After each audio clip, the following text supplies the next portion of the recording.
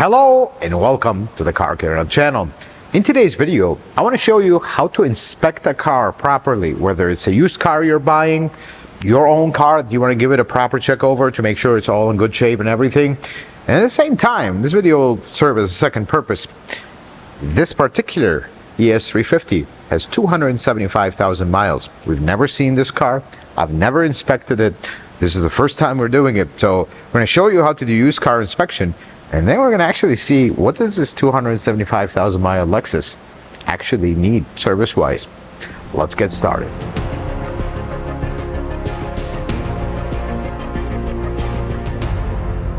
So every single used car inspection or car inspection in general starts with a test drive. Let us test drive this car. Engine sounds healthy when it started. That's something you want to listen to. This car is completely cold. That's how you always ideally would like to get the car. So this car is barely broken in. 275,000 miles. Barely broken in. Just gotta say something. This ES350, this generation, one of the best Lexus ever made. I mean, this thing is coming up on 300,000 miles. Leather's fine. Everything else looks fine. Starts like any car with 15,000 miles, sounds-wise. So let's take it for a drive. Transmission engage is pretty quick. Reverse engage is pretty quick. Camera works. That's the first things we're going to test. Now let's go for a drive. And just check the steering column. Make sure we don't have any strange noises. We got a bump here. So that's the first thing. You want to purposely go over some bumps to see. Actually, I'm going to go over this again. A few more bumps to see. This sounds almost perfect. The only noise you're hearing is something rolling around in here. Let's take it for a drive. We'll test a few things and we'll see where things are at. AC works. I already turned it on. That works pretty good. So far, so good. Brakes work. That's good.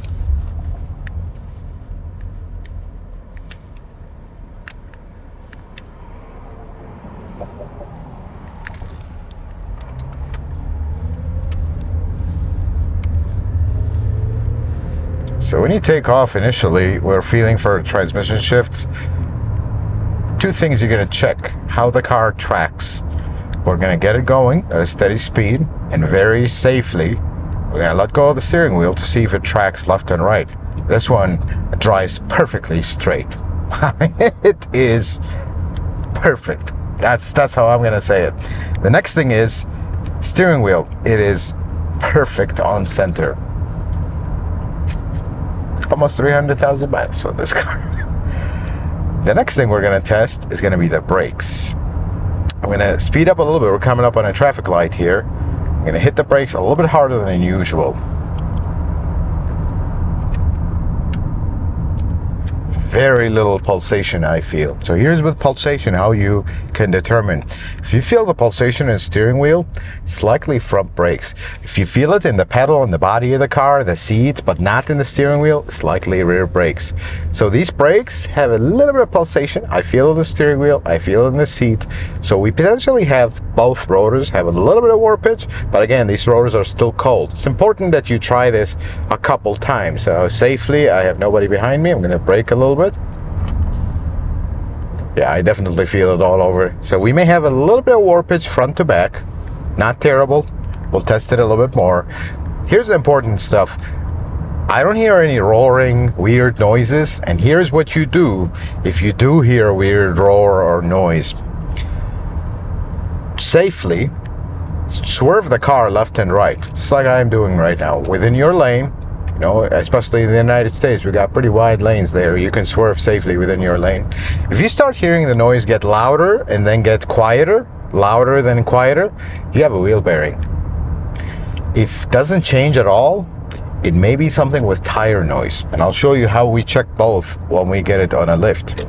But this particular car, it is checking every single box. The only thing I have so far is a very slight pulsation from the brakes. And let me tell you one thing, You buy a car for 275,000 miles, and all you need is some brakes. Yeah, you're doing pretty good. I'm idling right now. It's pretty smooth idle. 2GR-FE will always have a little bit of a rumble at idle. That is normal, but it's pretty smooth. I don't feel any vibrations, anything abnormal. But the next thing we want to do, now that we're at almost a stop and the street is empty, I'm going to push it. Never go over the speed limit, but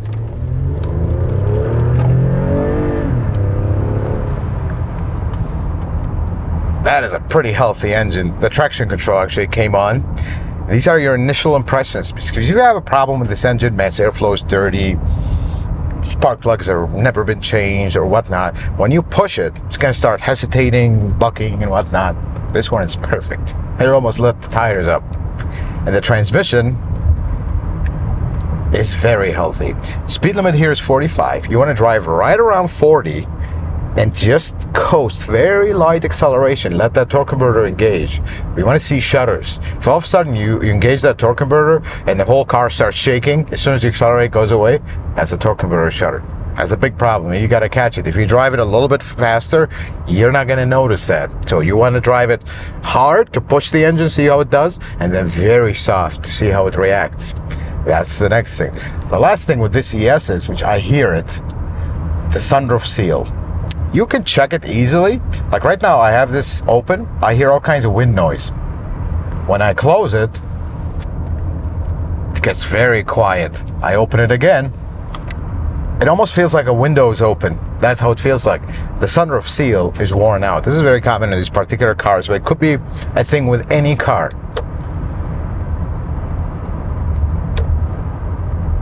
GPS is tracking properly. I mean, this car, if this car at this point had 50,000 miles, I'd go with it because it's checking every single box so far. Here are a few things we're going to check. Let's check the wipers. So, Jose, show them the view of the wipers. Yeah, that wiper have seen better days. And I'm noticing one thing about these wipers. Do you see how they stick up? I think they need an alignment, so we need to reposition them down because they're way too high up. Yeah, the brakes are definitely pulsating a little bit. And then while we're here, let's operate our sunroof. Check it, sure it works. That works. Let's do the tilt. That tilts. Beautiful. Horn. That works. We already tested our turn signals. Now, before we pull into the shop, we're gonna do a quick function test of things. We're gonna just come to a stop. Again, the suspension is, yeah, I wonder if it's been replaced before. So right before we pull in the shop, let's do a quick function test. Door locks.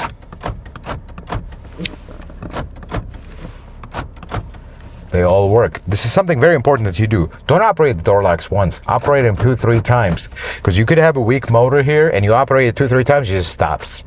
Always operate them multiple times. Let's check all our windows. These motors are running now, not just opening. So we don't have any issues with the window motors. We already tested the sunroof. Let's test our mirrors real quick, although rare for these cars to have mirror issues. But check the mirrors. I already saw that the navigation was tracking. It's tracking correct. We can test the shade in the back. Shade in the back works. We can kind of go over all the features. This is not a bad idea. The seat coolers work because I hear the fans running. We're not going to test the seat heaters because it is 77 degrees outside. We don't want to do that. And steering wheel heater, you can also test it, but really when you're testing a Lexus or Toyota, you can test the radio, check the CD player if you're interested in that. But this car is checking all my boxes, and some of the safety features you do want to check. Things like the blind spot monitor. See, when I turn it on, it does a self-test, and then it goes off. So far, the only thing I see with this car, the brakes slightly pulsate, the wipers are a little bit off. We can adjust it, that's very simple. And if you look at that mirror, see how the edge of it is broken? Not really something that's going to affect the operation of the car, but if I was buying this car, I'd say, hey, this mirror is broken. Can you give me a little bit of a discount on the price because I got to replace that? And maybe just proceed to not replace it because there's absolutely nothing wrong with that. Let's pull it in the shop. Let's start our proper inspection. Now we have familiarized ourselves with the car. Let's really get the full story of this car. So far, the vibes it's giving me are very good vibes.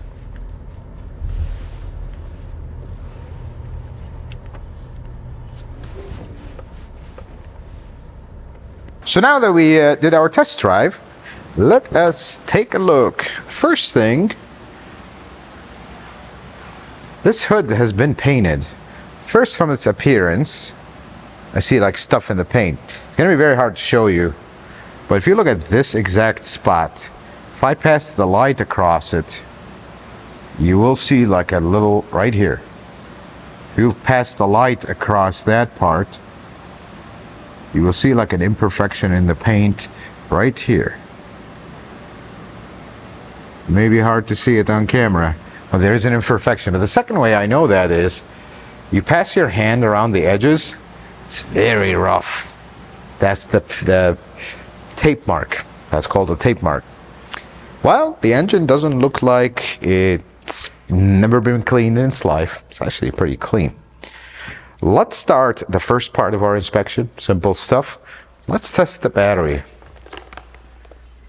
There's a lot of battery testers out there. This is just the one we have laying around. They all do basically the exact same thing. Let's see. This battery is a 700 cold cranking gap. It is a interstate battery. We're going to set it to 700. 12 volt battery. Start testing. Testing in progress. Almost done.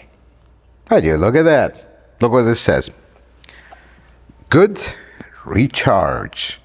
Let's look at the rating. So the capacity is 700, measured 644. It's actually pretty good. All this battery needs is a quick charge, which indicates it is actually a healthy battery. Now that we did that, let's pull the engine cover. Let's start looking around. It helps if the car you're looking at, you've researched some of their common problems. You know a little bit about them, what kind of engine they have, what their common quirks are. Because in this particular engine, it's a 2G RFE, one of the best engines ever, and this is a third generation. Let's start with very basic stuff. Let's take the oil cap. This is a third generation engine. Now you know it in this particular case. You have two slits here, you don't have an opening. But I can still look inside. This thing looks pretty clean. I don't see a lot of varnish inside. Definitely don't see sludge. So that's a good thing. Second thing we're gonna do, check the oil level real quick.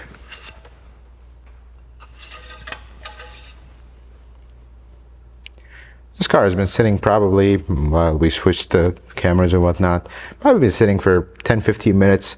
Oil level just over.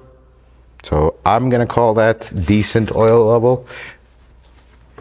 And we're gonna call this engine, from an initial look, looks pretty clean. Now we're gonna start looking around.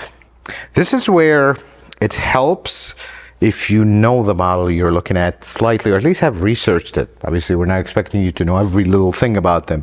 For this particular car, I'm going to start my initial look around. Do you see anything out of the ordinary? Looks like it doesn't belong. We're more interested in shiny stuff that was just replaced. We're looking at something that it looks like aftermarket modifications. I don't actually see anything in this car. See how everything looks perfectly original. Then we look at, start with the basics. Here's what I like to do inspections. Start from one side, walk your way around. That way you don't miss anything. We're gonna start right here. Look down. I don't see any wetness from here, so we know what we're heading into. I'm gonna look underneath the intake plenum. I see a tiny nest. Do you see it? Like if you look right here, Jose, if you bring the camera, show them right in this area. Yeah, it may be hard to show you. Right in that area, I see actually a little potential nest. And the next thing that we're going to look at, this engine, although in the other ES350 it's not super common, but it is somewhat common for external head gasket leaks. It's going to be hard to show on camera, but we're going to look underneath the intake manifold, look inside the valley for signs of coolant, which I don't see anything from this side. Let's just take a quick peek from this side. I don't see anything. Nothing. I think we're good on that. Then we're going to check this is called a torque rod. It just keeps the engine from going side to side. So this one, you see how it has like dry rot a little bit, but it's actually not torn. So this one is good. We're going to take a quick peek here at the belt. Do we have cracks? I'll show you a little picture of a cracked belt, how it looks like, but this one looks actually perfectly fine. I don't see any cracks. Down here, I don't see big signs of coolant from the water pump leaking, but we're going to look at a closer look at it underneath. Everything looks tidy and in order. ABS actuator, there isn't much you can test with this. Just looking at it, we don't have any leaks. Doesn't look like wires have been damaged and whatnot, so that looks good. Coolant hose. This one appears to be original. I'm going to give it the squeeze test. Looks good. Has a proper clamp. I don't think this has ever been replaced. And then we look at the radiator. So coolant level, put it right here, you can see it. Coolant level is actually full. That is a very good sign. We're going to look at the radiator top, if we can access it. I don't see any leaks. That looks good. Then we're going to start working our way around here. The easiest way, and this is, it's going to be a little difficult in this particular car, but the easiest way, like let's say AC doesn't work and you want to find out real quick what's going on with it. If you find a flex, like a rubber part of an AC line, squeeze it. If it squeezes very easy, you likely have no freon. That'll be the easiest sign to tell, hey, let's chase after potentially a leak first before we dive into everything else. As we walk around here, I'm going to look for more signs of leaks around the engine, kind of in the cavities. Alternator, to me, this alternator appears original. It matches, you kind of look at the oxidation in the aluminum, you match it. That looks about original. It looks about the correct original alternator. So this may be very well be an original alternator. We're going to look at the other hose. This hose is actually not soft. It's actually in pretty good shape. Looks like it is the original, has the correct clamps. We're going to look down here. Do we see any leaks, any issues, any signs of rodents or damage or whatnot? This one doesn't show anything. Now we get here. Let's look again for signs of rodents, damage. We'll test the brake fluid here in a moment. I don't see anything. Now accidents are a little bit of a kind of acquired skill. You can look down here, like at the rails. See the rails down there? You want to look for like weld marks or hammer marks or whatnot. That's when you know that that's the structure of the car. Same thing on this side.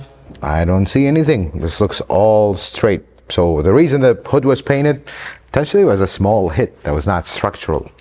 Now, having said that, let's do basic stuff. Let's look at the air filter.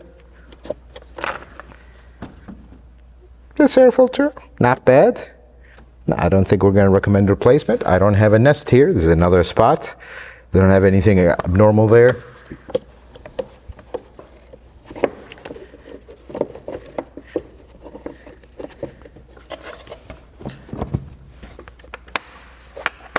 Now we're going to do two tests. One of them is the brake fluid and then the coolant. We have this tester that we have been using. It's really accurate. It's much better than the electronic one, actually. I'm noticing one thing, the brake fluid is low. See how the max level is here? The brake fluid is all the way at the bottom. That's not cause for alarm. That could be just the pads are worn down. So, I'm gonna see, you gotta remove this filter so we can access the fluid.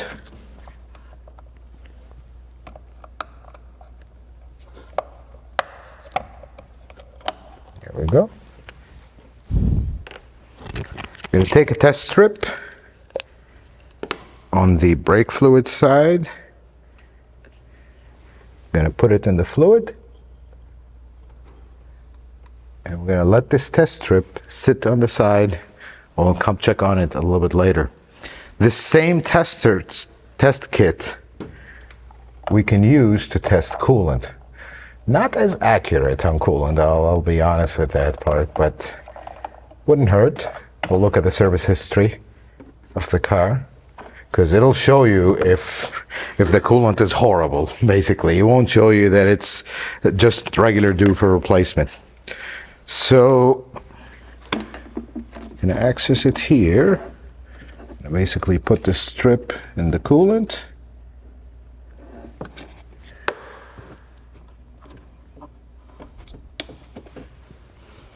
We're going to leave these two tests to simmer, if you would, and we'll come back to them shortly. Now we're going to dive into more things, and this is where I'll make a recommendation. We are not doing this to this car, but if you want to, especially if you have a 4-cylinder, it is simple. You can actually take the plugs and do a boroscope. Look for scratches, for heavy wear on the cylinder walls. In this particular car, we are not doing that because what's the point in doing the front? But what we can do is take a look at one of the plugs. Now, knowing the 2GRFE, they love to break these connectors, so I'm actually not going to take the connector off, or we'll be very gentle with it. Let's see. If it breaks, we'll replace it. There we go. We got it. So we're going to take one coil out. The reason for that is, in Toyotas, they actually mark the spark plug with a kind of a dot. This one does not have a dot. I'm going to pull those one spark plugs for us to take a look at it.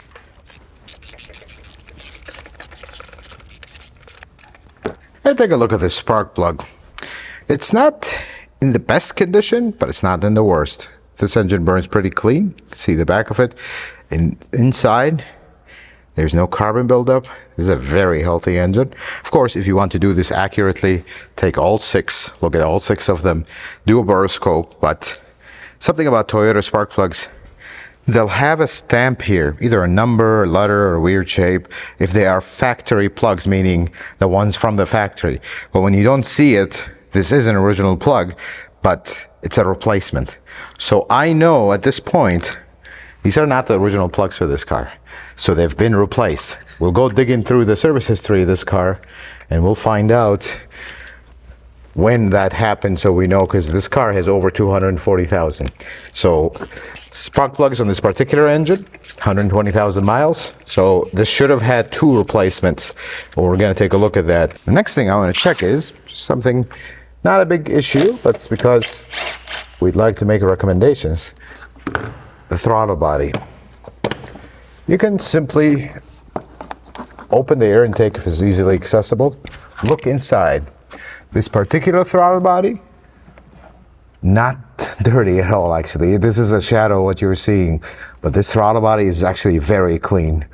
So that is pretty good. Well, isn't that something? Everything looks in order so far. I see nothing. We're gonna find out in the brake fluid and coolant. Spark plugs we gotta investigate. But so far, nothing. Let's look at these wipers. So something about this car, which I forgot, I'm getting old. This has a winter position. It's actually in the winter position here. So if you pull this arm, that's a summer position. The idea is you push these wipers up. If you have snow accumulated here, it won't hit the wiper. That's the idea. So we're in summer. I'm gonna engage them. However, these wipers are horrendous. And I want to show you something ironic about them. If you come look at them, I'll put them in the high position. Once they want to cooperate, there we go. Look what do they have on them. Oh, is that a Toyota logo? So you may assume by seeing this, well, these are original wipers. Let's just put inserts on them and call it. They're not. The original wipers of this car say nothing on them. The imitation horrible sight lines that Toyota sells say Toyota on them. These are horrible wipers, folks. I'm going to recommend wiper blades for this gentleman because these never work. And you saw how much noise they make. They didn't even wipe the windshield right. They're just horrendous. And before we go deeper into this inspection, let's do our walk around. Actually, maybe you could do that at the beginning. Doesn't hurt. We're going to just walk around and see if there's anything odd. See this bumper? It's popped out. there's something happened here. And I actually see the paint cracked here. Can you imagine this hit something and it popped out, but the bumper is not sitting right? Not the end of the world, but when you see signs like that, investigate it. I can tell you just by looking at it, this fender has definitely been painted before, because that paint looks strange. Door is not. Door is fine. So we're going to basically walk around it, look for any obvious signs. Do we see anything out of the ordinary? So far, I see nothing. I do see a little bit of chip here that is starting to rust a little bit. If you're buying this car, you want to touch that up right away. In the back here, this has definitely been painted, because I see all kinds of stuff inside the paint. And then somewhere here, there it is. It's very hard to see, but there's a blend line here. This, watching paint and looking for small signs, takes a trained eye. So the more cars you see and the more things you catch, the more your eye will be trained to catch stuff. So as we wrap around here, this is a Lexus. This gap is not correct. So I know something happened here. This bumper has been painted. Now let's look at the back here. We look at the edges. See, this one doesn't have a rough edge, even though this has been painted, because someone basically smoothed this edge out when they were done painting, which is what you should do. This one, same thing. We look at obvious signs of damage. You look at the trunk itself. Do we see clips missing? Things have falling off? I don't see anything out of the ordinary. Everything looks good. In the trunk, you want to check for the presence of the spare tire. Spare tire is here. Check the tire pressure. It wouldn't hurt on that. We look at these edges. Do we see standing water? I don't see anything. There's a remnants here of something happened at some point, but it's dry, so I'm not worried about it. So everything looks in order here. Let's continue our tour around it. Lights, make sure you watch for lights. These tail lights can get pretty good, even the headlight. Make sure none of them are cracked, none of them has moisture. Let's walk around. Same thing with these. I don't see anything obvious in them. Let's walk on this side. Another thing you may want to check, make sure lug nuts are all there. You see enough cars with missing lug nuts. It's not nice. This side of the car, it's definitely been painted, this quarter, because the door and the quarter are not even the same color. Hard to see it on camera, but if you look at it, they're not the same sheen. This is a factory paint, this is not. Very obvious. Like the best way to check cars, not with sunlight, you need like light like this.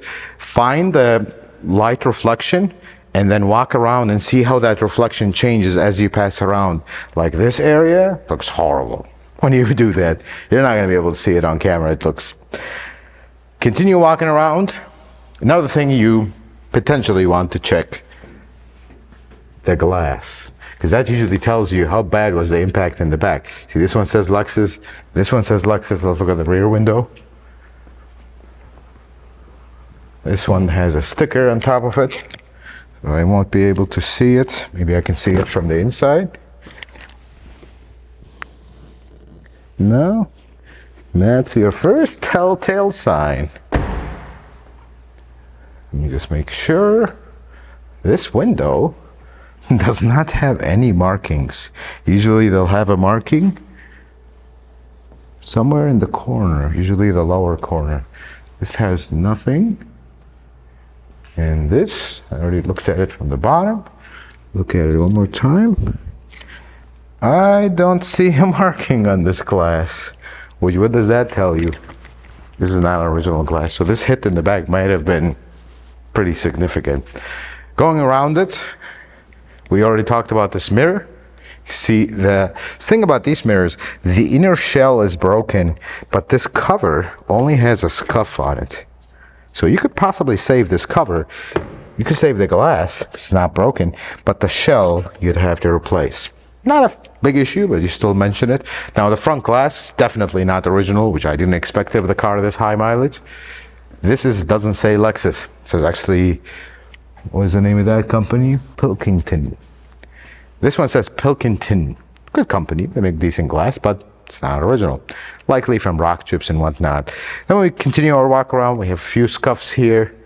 Bumper's not sitting. Headlights, they're yellowed, but I don't see condensation. I don't see cracks in them and whatnot. So that's looking pretty good. This car is a typical car that has this many miles. I mean, obviously, it's been on the road so much, accidents are bound. But the way it drives and the way it feels, I don't see bad repairs here. This bumper was not repaired. That's why it's sticking out and that. So the next thing we want to do is, let's give it a health check. Give it a scan with the scan tool, see what we find. So we connect to the scan tool. This is a Toyota Scan Tool GTS Plus. We ran a health check. Watch we're going to get back to this particular ES 275,000 miles. So the scan tool will highlight, this particular scan tool will highlight the areas where we have codes. So we have engine, ABS, VSC track, air conditioning, navigation, telematics. These are the systems that have codes. Let's look at the engine first. The code is startability malfunction. It is a history code. Every time you disconnect the battery and connect it, this code will set after so many key cycles, actually go away. That is normal. So this is not really an issue. ABS, low or high power voltage, supply voltage. History. I have a feeling these both codes set and the battery died in this car. They replaced it, hence why we have a healthy battery in this car. And these codes set, nobody erased them. Not a big issue. We're gonna leave them. Then we look at air conditioner. It has air outlet damper control servo motor circuit, also history. I have a feeling this happened also when the battery was dying. That servo was trying to move. So history code, not worried. Navigation system, you have a whole bunch of history codes. Communication, not a big issue. Again, this could have been when the battery died. Telematics. This one has a current code, which is replace backup battery. Folks, let me tell you what that means.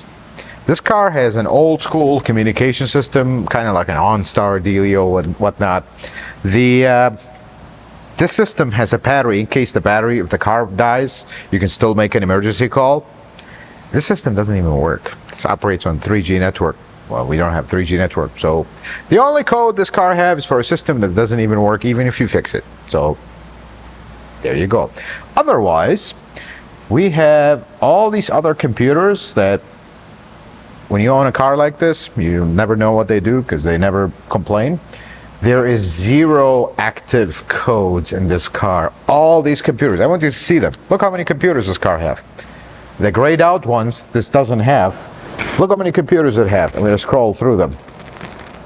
All these computers this car has. Every single one of these is a computer. None of them have anything. Even the ones that do, nothing. This scan tool also tells you if there's any campaign or recall. This has none. How about that? This car gets a clean bill of health electronically. However, we want to check 2 things. Right here at the top says the mileage of the car, and it matches the odometer. They're actually 1 mile off. That's the best part, because this gets the mileage from a different source. So on the odometer it says 275, 238. Here it says 275, 237. Should we call this our old bag car? Or actually, it has more. Obviously, 1 mile is not an issue. But the next thing we want to check, and this is where you kind of dig into it a little bit more. We're going to go to engine, and we're going to look at some of the data list parameters. Here's the most important one. This is where you check.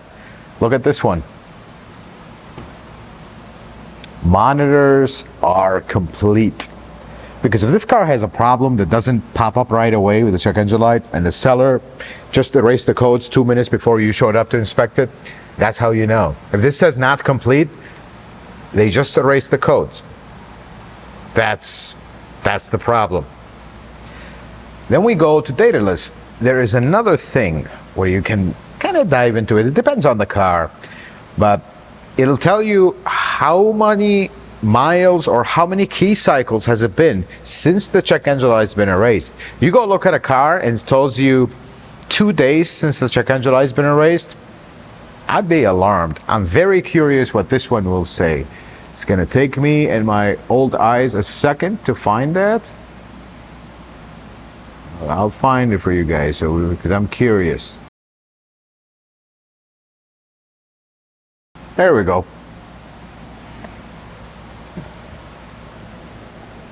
Time after DTC's cleared. It has been 13,074 minutes since the last time the check engine light was cleared.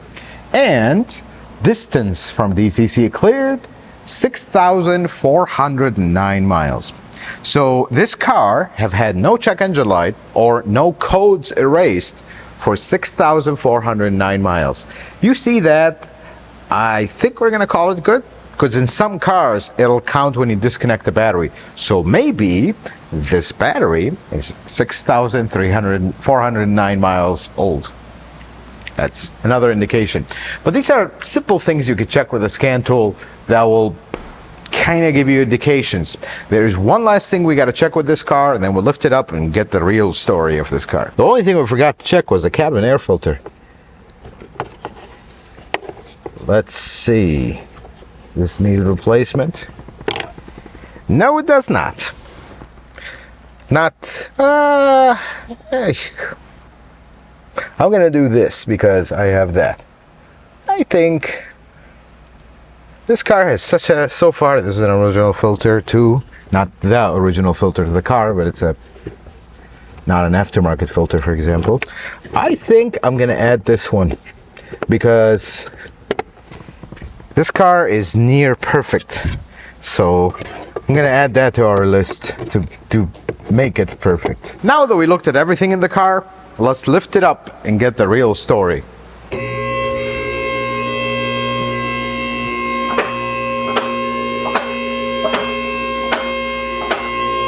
I usually like to lift the car halfway because we're gonna do a few checks. I'm gonna hold the wheel, move it side to side. I don't have any play, up and down. I don't have any play. Let's look at our factory strut, 275,000 miles. A little bit of tearing on this insulator. I wouldn't replace the strut just because it, but I have no leaks, nothing. Not heavy rust, corrosion, very minimal. That's good.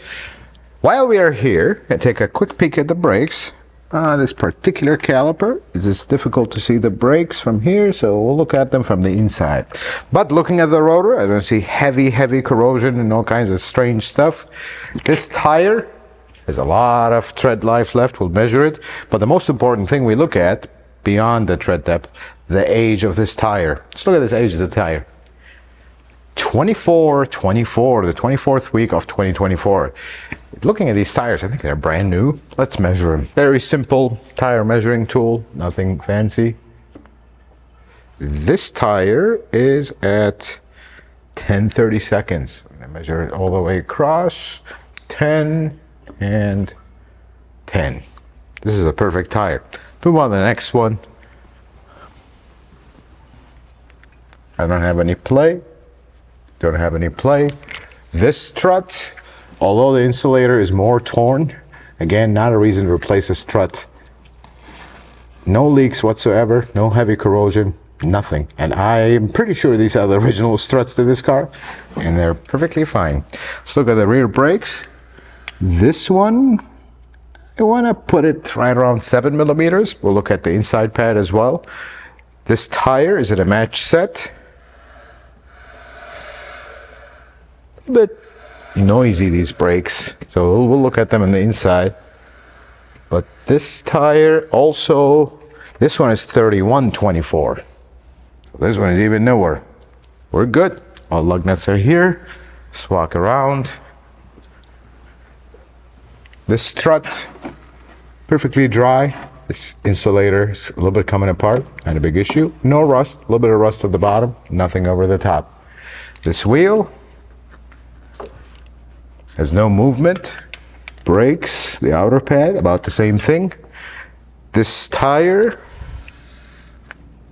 24/24. Same thing. Let's look at the front one. No play here, no play here. Brakes, I can't see them. This insulator, same thing, coming apart a little bit. Original strut, not heavy rust, no leaks, no play on the tire. This is very impressive. Truth have to be said. Let's lift it up all the way and we'll take a look.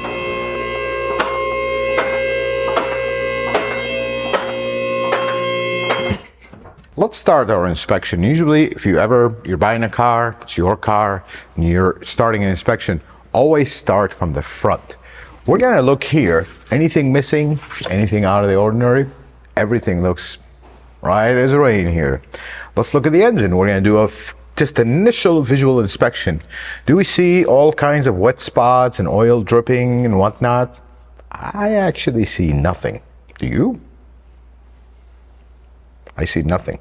But let's dive deeper, because this is where things are at. Lower tank of the radiator is here.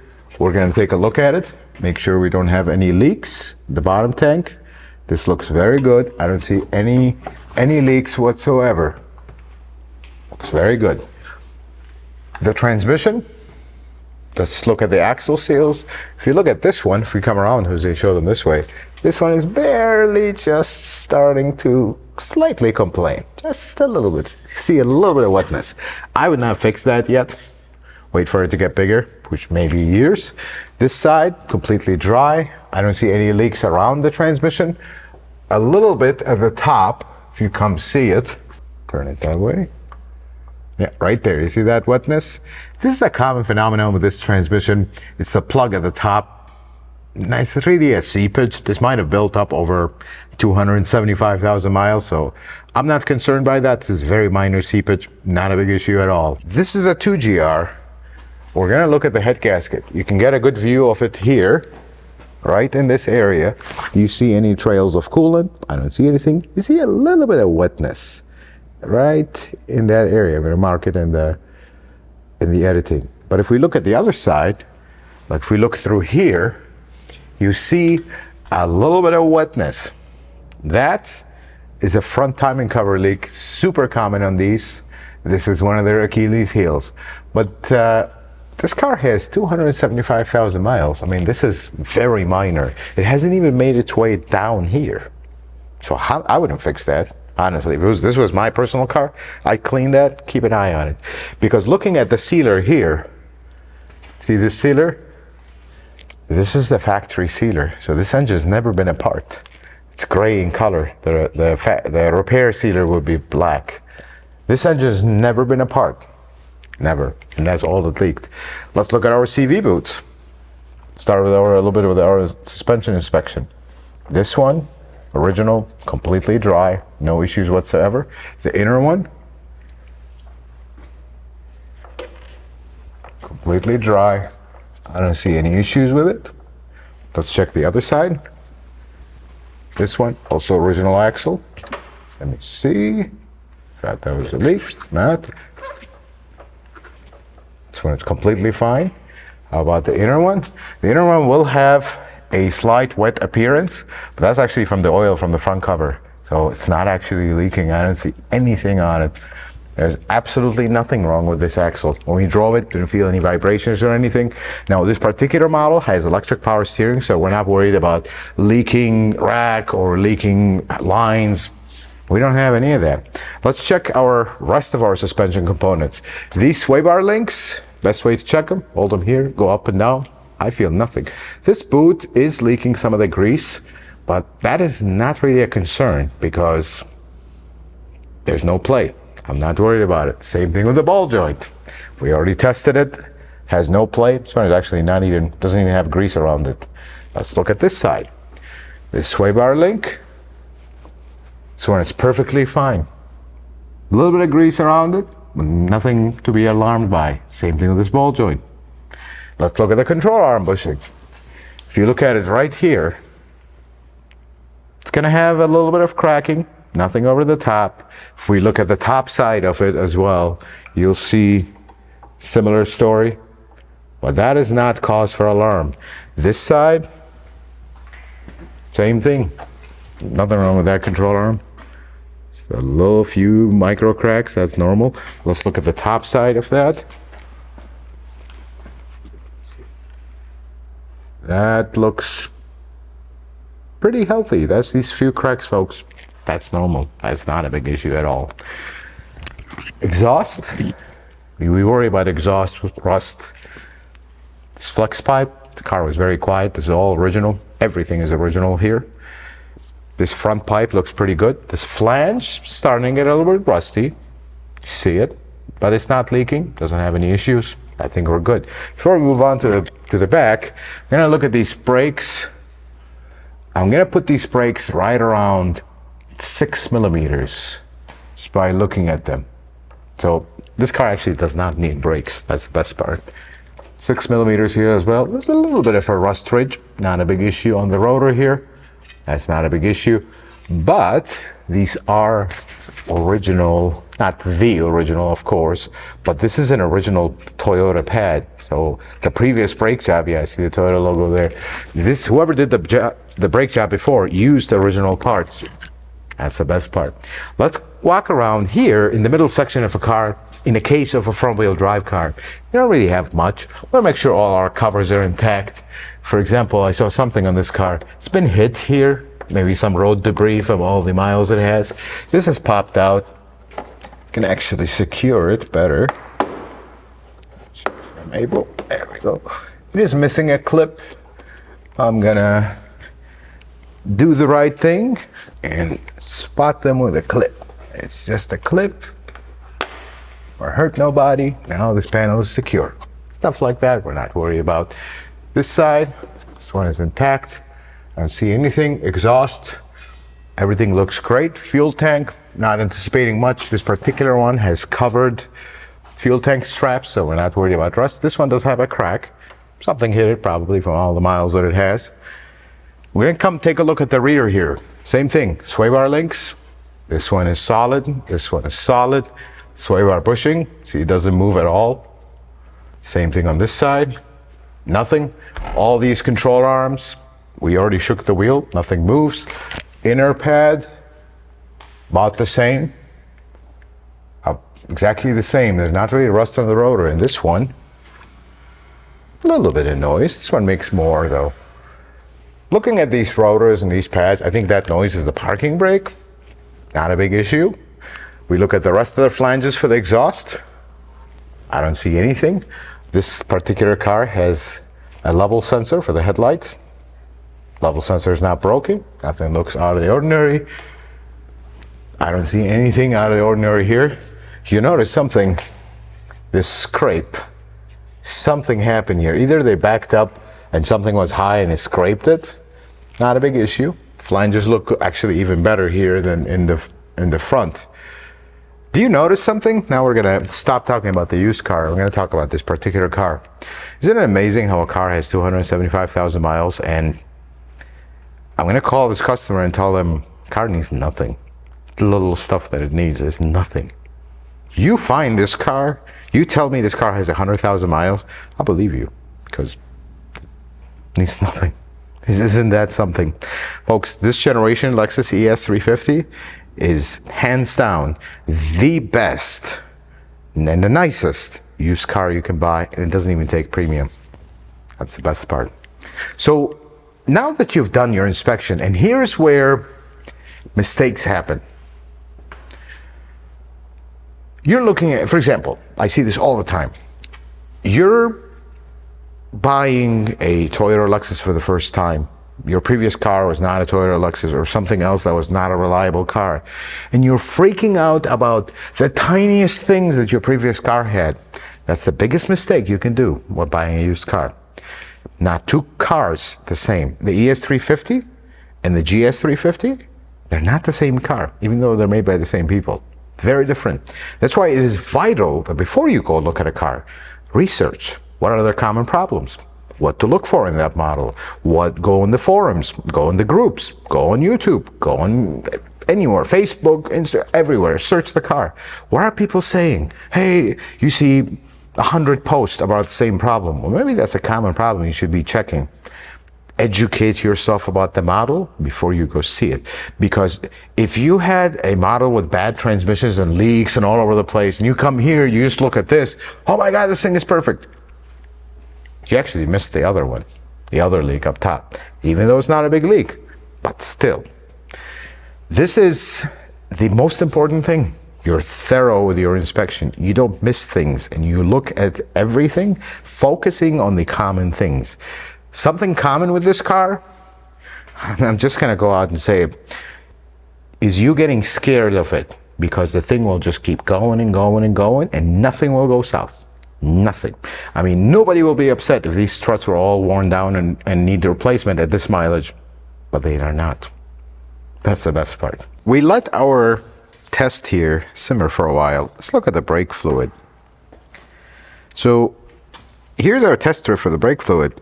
Copper corrosion level is at 10. Replace at 200 and 300. 400 is very critical. So we don't need brake fluid. How about the coolant? First one is boiling point. This is literally perfect. And then the corrosion acidity level, I'd put it right at an 8, somewhere in that level. But I have a little bit of a concern with the coolant. Talk about it. Let's look at the service history of this car. This is a Carfax service history. We have access to it. So let's look through it. Let's read through it. So the owner of this car, a little bit of backstory, owns 4 ES350s. We did an inspection on all of them. This one he just bought not long ago. Not just bought, but recently bought. We're going to see that right here. So let's start. This car is delivered in October 17, 2013. This is a 2014 model year. So they did the pre-delivery inspection. Great. At 85 miles, car was washed. 5,000 mile service. 10,000 mile service.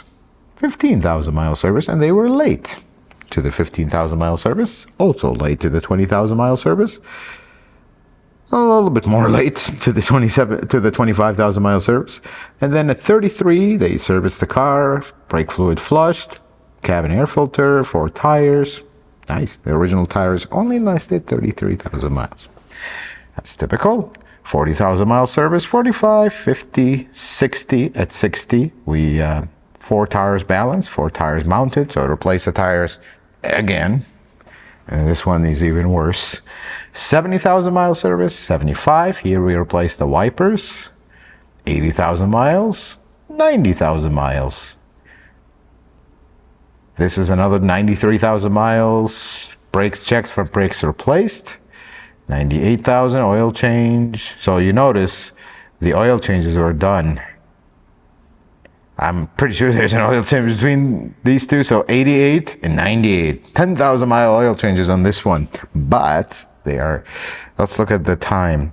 From August 2016 to January 2017, they drove 10,000 miles. This car was driven a lot. That's why the 10,000 mile oil changes didn't cause any issues. Then we go to 103, oil change, oil change. Here we go, 4 tires replaced again. This time they started lasting longer. 120,000 mile service. This is where I presume the spark plugs were done. Then we go 127, oil change, oil change. Did you notice that this has a full service history? 150,000 mile service. This is where it resets. Goes back to 10, to 5, 10, whatnot. Vehicle serviced. Drive belt replaced, serpentine belt replaced at 155. Oil change, 4 tires replaced again. This car goes through tires, I suppose. We keep going, oil changes, ignition coil replaced. The first actual repair was 167,000 miles. It's just an ignition coil, hardly a repair. This is where things go a little interesting. 20,000 mile service at 172, like we said, 153 sets. Tires balanced, tires rotated, 30,000 mile service. Then we keep going, oil changes, front brakes, oil change, 4 tires replaced, again. 30,000 mile service, and then here's the interesting part. We kind of drop to the 25,000. This is when a dealership messes things up. We have a wheel bearing that was replaced, 217, oil change, oil change, oil change. 1 tire replaced, brakes actually replaced, not tires, sorry. Keep going, oil change. Here we go. This is where the original owner actually traded this car in. This was the last service they did, which at $263 they traded it in. So they reconditioned the vehicle, they fixed the upholstery, and then here's what the selling dealership did. They did the air filter, the cabin filter. That's why they're not in terrible shape. 4 tires balanced. That's probably the tires we have on the car right now. And tires rotated. I just don't understand why they replaced the tires and then they rotated them. How about that? And the wipers, the horrible wipers, were installed and they serviced something with the headlights. And the owner, current owner, bought it $263, did an oil change at $270, and did an alignment check. And that's the end of the service history. And the next service history entry will be here. So the last oil change was at $270. So we're actually going to recommend an oil change for this gentleman. Unless I know him, he is a DIYer type, so he may have done his own oil change already. We will inform him that according to the record, your car may be due for an oil change. When was the last oil change, to make sure? Here are my concerns with the coolant. I don't see coolant ever being replaced per se part of a service. Even though the acidity level is not very high, but that's the whole point. See, this is one of these fluids where you don't want the acidity level to be through the roof to replace it. It's kind of counter to point. So I'm going to recommend to him sometime soon, replace the coolant, do an oil change. The oil change according to this is due, but I'll confirm. And transmission fluid's never been replaced on this car, at least according to this record. We have to dig into the official record and see. I'm going to ask him because he's the owner. You can go to owners.lexus.com or owners.toyota.com. If you are the owner, you can actually review the service history. We're going to ask him to review it. But if this transmission fluid has never been serviced, can leave it alone. It could cause a lot more harm than good. Although this transmission shifts perfectly, no torque converter shutter, no issues whatsoever. That's the part here. But I would like to go back to the second part of this video. This 2014 Lexus ES350, it is 11 years old. It has 275,000 miles. Here is everything that it needs. It needs a cabin air filter, it needs a set of wipers, and that's about it. And whenever convenient, do an oil change and maybe change the coolant. It's preventative. And if you really want to take it to the next level, if the vibration of the brakes bother you, even though they're not a safety concern, they're not really heavy vibration, maybe change the brakes. Or ride on them for a while, then change them. If you really want to take it to the absolute next level, you want it perfect, change the sunroof seal, which other than the little noise that it makes, it's absolutely nothing.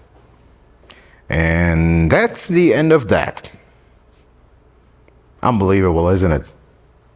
If I tell you this car has 100,000 miles and this is all it needs, you'd believe me, and I would believe it too.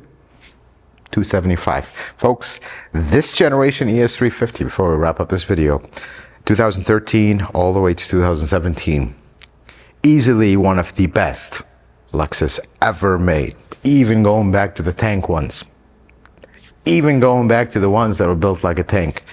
This is one of the best ones, flat out. The best version of the 2GRFE, the best transmission version ever. The interior holds up. No power steering leaks like the previous generation. This is easily the best Lexus you can buy in 2025 used. And as you can see, even ones that have this kind of mileage, they hardly need anything. And that's not something that is strange to me. The owner of this car owns, this is the 4th ES350 that he owns. He owns multiple businesses. He's always traveling place to place, and he puts a lot of miles and very heavy use on the cars. The first ES350, we've been kind of switching cars for a while. The first ES350 he brought me, I believe it was in 09 or 10. It had a lot of leaks, it had a lot of issues, and he was like, you know what, I am at the verge of selling this actually. So he actually sold it and bought this one and another one.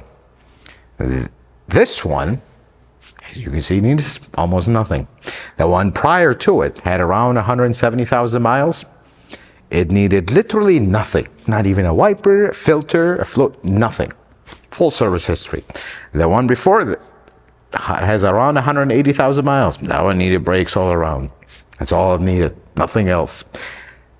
These are good cars, folks. But let's go back to the other subject of this video. You inspect a car. Before you go see it, research the car. Understand their common problems. When you go do the inspection, be thorough. Check everything. Don't leave a stone unturned. Check not only mechanical repairs, check maintenance as well.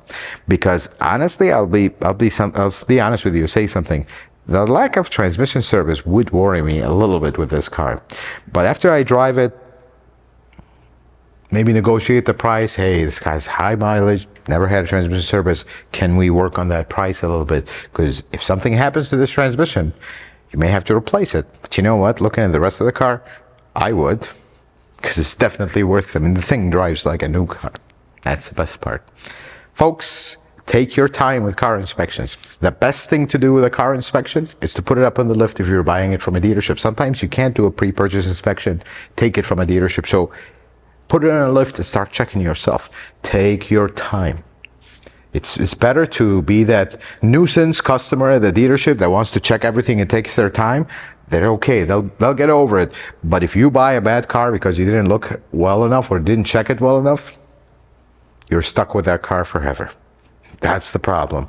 So I hope this video was helpful. I hope now you have some more information on how to check a car, what to look for, how to kind of start your process and what to look for. But the biggest thing is research.